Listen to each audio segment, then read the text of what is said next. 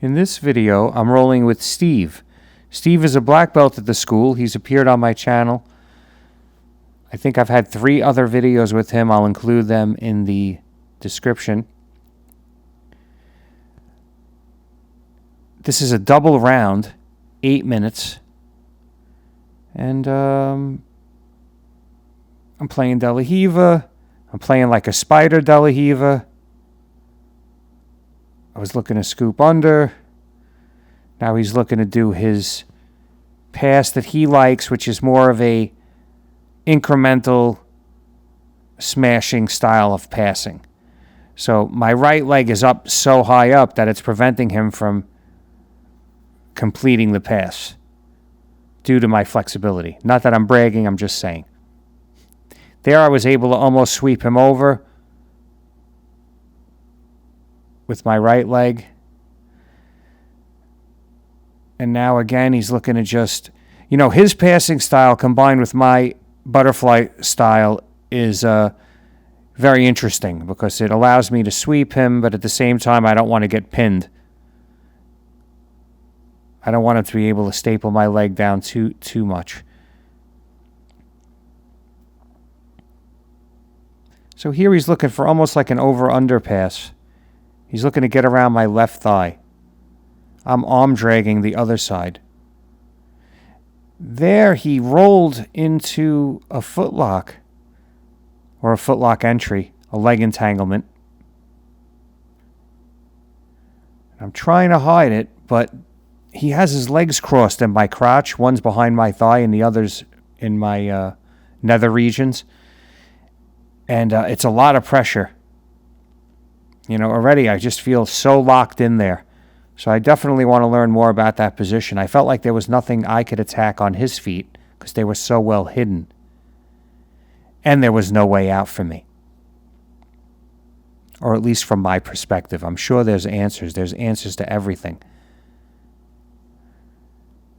But in this case, I didn't know them. So we're wrist fighting. I'm just buying time. There's really not much I could do here as far as my knowledge goes. So I'm trying to prevent him from finishing. I think at this point he crosses my legs, or he's about to cross my legs. And here he put a lot of pressure with both his feet into my groin and behind my thigh. And from that pressure alone, I tap. Boom.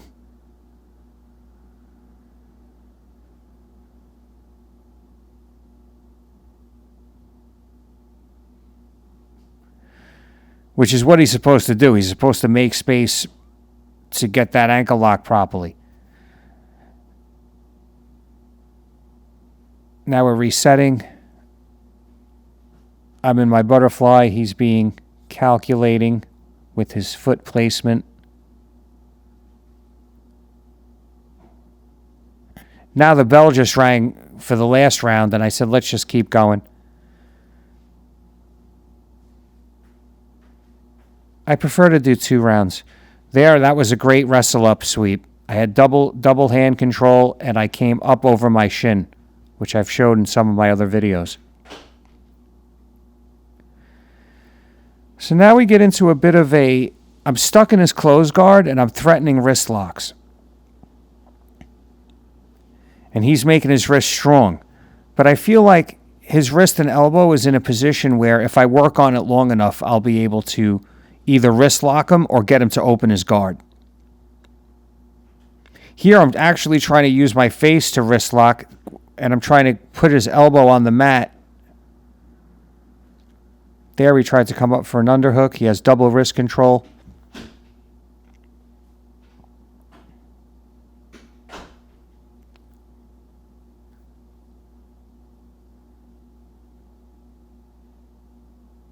Again, now I'm trying to wrist lock on the other hand.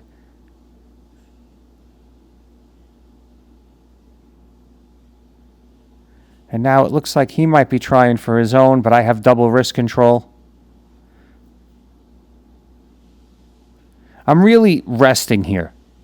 I figure eventually his guard's going to be open, and by that time, I want to have my energy level up.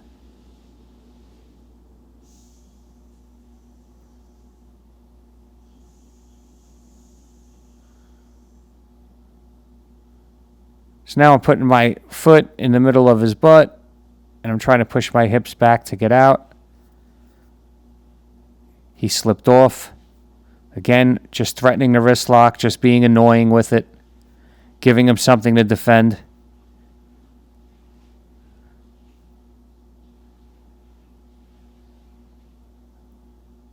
I'll let someone win the grip fight in the sense where they'll have the grip, but they're not putting my hand where they want it. So I can let somebody grab my wrist and then just hold my wrist there, and I'm not using any strength. Some furious wrist fighting there.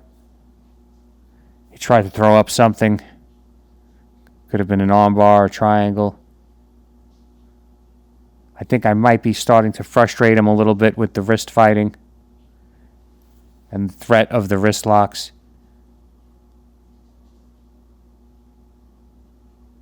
Here he tried to open his guard, but I maintained wrist control on one hand and ended up in a very good position.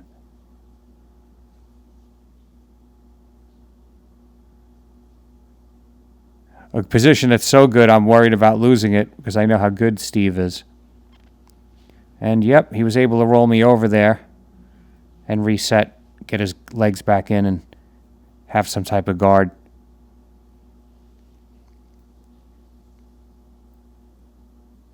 So I'm trying to kick off his hook and go around. Trying to do it in a subtle way. I'm pretty sure there's nothing he hasn't seen before. Now I'm going back the other way. I'm going to kick off the other hook. Now I'm going back and forth. The key to good guard passing, especially when a guy is really talented, is to go back and forth. Here he let me grab his head so he could have that underhook. He's looking for a deep half guard, but I could be wrong, but I think that underhook's not going to really help him out too much there. Unless he's able to roll me over. But it's hard when I have the crossface. Here I'm switching my hip. I want to get my left knee behind his right hip.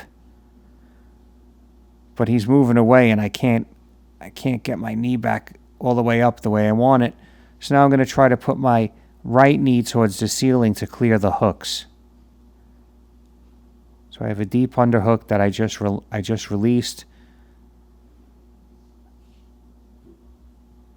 There it goes. Right knee towards the ceiling, and look how the hooks fell off. And that ends the round. If you want to help support the channel, I have a brand new merchandise store. T-shirts, hats, coffee cups. And I also have a Buy Me a Coffee link. Again, thank you for watching.